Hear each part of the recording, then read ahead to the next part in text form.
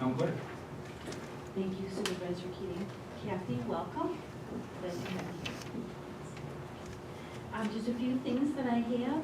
It was a report from the Connect Life that was by way of Barbara Moore. They're at the blood drive on Friday, December 27th. There was 12 donors that were able to give blood that day. So that was actually, I think, a great turnout for me just 2 days after Christmas. And also, I have received a report regarding the food collection boxes that we have. There's one in the hall up here and also in the hall downstairs. So I will just read what was sent on, again, from Barbara Moore. She is involved in this greatly. The town of Boston participates in the Erie County Sheriff's Office Mounted Reserves. It's called Mounted for Meals Food Drive. The Erie County Sheriff's Office Mounted Reserves, in conjunction with the Response to Love Center, held the annual Christmas time Mounted for Meals Food Drive at the Southgate Plaza in West Seneca on December 22nd. Captain Wayne Wolf and deputies Monica Johnston and Mike Perry were in attendance with their equine partners and deputies. They were afoot to assist greeting the public and accepting the generous Western New York donations. This year's drive collected over 1,200 pounds of food and over $1,400 in donations. From the Response to Love Center, there was enough to feed a Christmas dinner that would feed between 200 and 250 people for this dinner that is served every day. So all donations all year long are essential and much appreciated. The ECI sponsored non-perishable collection boxes that were placed in the Boston Town Hall produced a wonderful variety, which was a great blessing to its recipients, according to the Response to Love Center. It was also reported that the Boston 4-H Club, the Hillside Riders, attended the drive with their donations. Kudos to 4-Hers and their leader, Joanne Campbell. And that is all I have. Thank you. Okay, thank you very much. I don't have that much to report tonight. Just a couple of reminders. The town does have a code red notification system. The reason I bring this up is there were people in our community that were affected by a natural gas line, a motor vehicle accident situation that happened.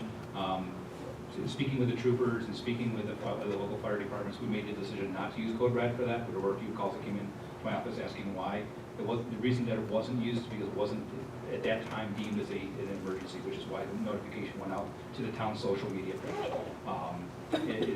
It's kind of, I'll admit, it's kind of a judgment call, but that was the call that we made because of the code red notification system. We wanted that where when residents do sign up at service, it is an actual emergency. So when your phone rings and it shows up as code red, there is something to be taking notice, whether it's a state of emergency or things of that nature.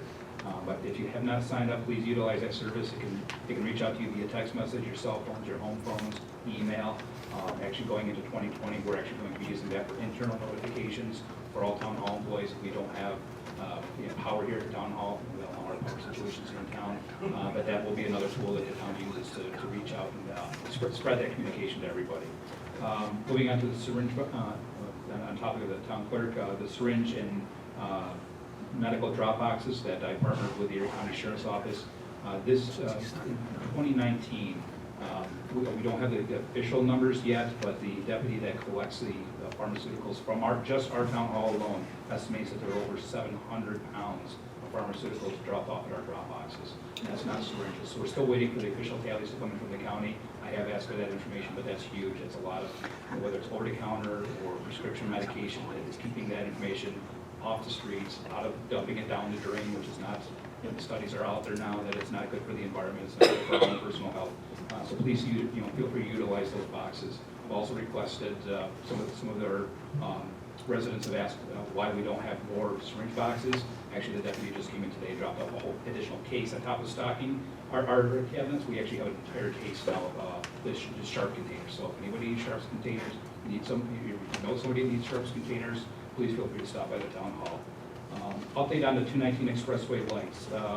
This has been something that I made a call not to bring it up because we didn't have all of our facts here yet.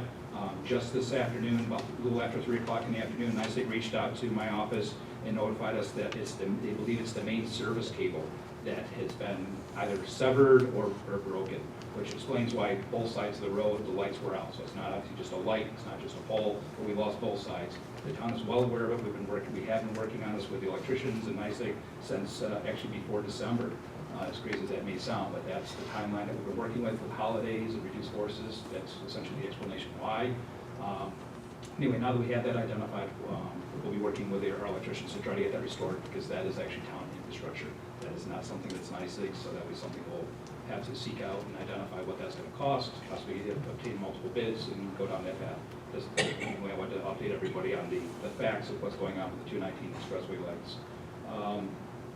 Our highway superintendent is correct when he was breaking up the Christmas trees. That was a question that's come up now that the holiday season is over. If you have a taller tree, essentially anything over 5 feet is what needs to be cut in half. So if you have a vaulted ceiling in your room, or you have a 5-foot Christmas tree, if you wouldn't mind, please cut it in half. The back sides of the waste management receptacles, they can only take 4-foot goods at maximum, which is why in bulk goods they're asking for 4 foot in length. So if you have a taller tree, cut it in half, and the highway superintendent is correct. That is in the waste management contract that was negotiated last year, that they will pick up the holiday trees. I have been in contact not only with the route manager, but also the account representative of waste management. So that should be a non-issue. If there's any residents that have any questions, please contact the town hall, and we'll certainly address them. I'm actually partnering, I'm hosting a HEAP event, and I'm partnering with Legislator Mills next Friday, January 10th from 9 to 4. We'll be right here in our courtroom. Something I put on every year. It's been actually very well received in our community and other communities. But we will have a HEAP event once again right here in our town hall, January the 10th from 9 to 4. There has been some question why the hours don't fall outside of that 9 to 4 timeline or not on weekends. The timeline and the dates are essentially provided by the county. The county is the one who partners with that information. People can register online either through the website or via phone number. But again, we try to do the HEAP outreach events, so that way if somebody has questions, if they're maybe in need of that service and they're new to it and they just want to sit down with somebody and have that face-to-face interaction, we can have that kind of outreach for our community. This is, Councilwoman Lukacek touched base on this, and it's been something I've been dealing with for the past few days. If you're not aware, we've had a couple of tragic fires here in our community lately. To say that we don't have a great community is just, words can't express how grateful I am for our community. Literally within hours, and not even hours of the first fire, the community came together. They were posted on social media. My phone started ringing. People were looking for ways to help this family. That's huge. If anybody saw the very generous donations that were left downstairs, clothes, brand new shoes. We had families going out to Target and other areas and buying just about anything that the family needed, brand new, and donating it to the town hall. And then I guess I'll say for privacy reasons, I'll leave the person's name. I'll throw it on social media. It's not really my place to say. I don't want. I'm not taking any credit for this whatsoever. But there's a resident who's friends with the family. They've done a great job. Sadly enough, just a day later, there was another family that was affected by a fire. They lost also just about everything in their house. The emergency squad, the town hall, Patchen Fire Hall, many other the schools, Hambridge schools. We've come together as a community to help these families out. The donations are amazing. I can't thank everybody enough for their time, their involvement, that they're, just the welcoming feeling to these families. The one family I touched base with regarding the fire just down the road. She just went into her house for the first time this afternoon before calling me with her insurance appraisal. First time she saw it after the fire. I can't imagine that feeling when you walk into the place that you call home and you basically lost almost everything. But anyway, we have clothes, we have food, we have shoes. And there was another nice gentleman who asked not to be named, but they made a donation to the Boys and Girls Club of 10 bicycles, and we'll be reaching out to those families and providing them with bicycles and making donations to families in need. So again, this is what community is about. I applaud everybody. I know the news, the media is not here, but it's on record. I can't thank the community enough for the help and kindness. What the families do not take, right now the intent is that so these donations stay within the community. We're going to be partnering with the Bird of Life Outreach Center over in Colden. They already help a lot, over 100 families in our community with food and clothing and other things, the families in need. So to keep those donations with the clothes and the shoes, that's where those donations will go. But the gift cards and other donations will go specifically to the families. That is the initial intent. And I just want to thank everybody for that, because it's been fantastic how the communities come together on these two very unfortunate events for these families right after the holidays. So that is all I have. I hate to end it on a kind of a low note, but there's certainly a high note there that this community is great. That we've come together, and actually our attorney for the town commented. He said, if this happened in there's certain other communities, I don't know if we get this kind of support. So it makes Boston unique. So thank you all. I appreciate it. And that I will make a motion to end the meeting. Second. Councilwoman Selby? Yes. Councilman Karakini? Yes. Supervisor Keating? Yes. Councilwoman Lukacek? Yes. Councilwoman Martin? Yes. Motion carried.